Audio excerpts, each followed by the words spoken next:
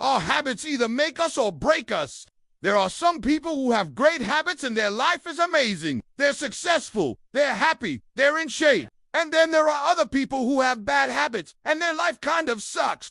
They're not successful, they're not happy, they're unhealthy. But here's the thing, it's not the big habits that make the difference. It's the small ones. It's the little things that you do every day that compound over time and make a huge difference in your life. I know this because I've been studying the science of habit for over 10 years.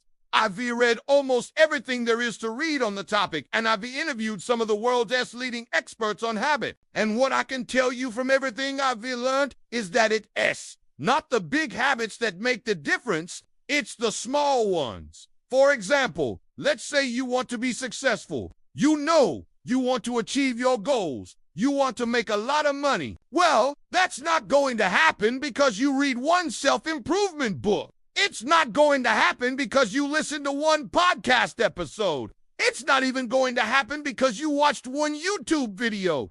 But what will happen is, if you learn the lessons from those books, from those podcasts, from those videos, and actually apply them to your life, even in small ways, that will lead to big results. Here's another example. Let's say you want to be happy. You know, you want to have more joy in your life. You want to be more positive. Well, that's not going to happen because you sat down and meditated for 1 hour. It's not going to happen because you went for a walk and got some fresh air. It's not even going to happen because you listened to some calming music. But what will happen is, if you get into the habit of doing those things on a regular basis, even for just a few minutes each day, that will lead to big results. So if you want to change your life, if you want to improve your happiness, your success, your health, your relationships, it won't be because of the big things you do. It will be because of the small things you do consistently. Now, I know it can be hard to stay consistent,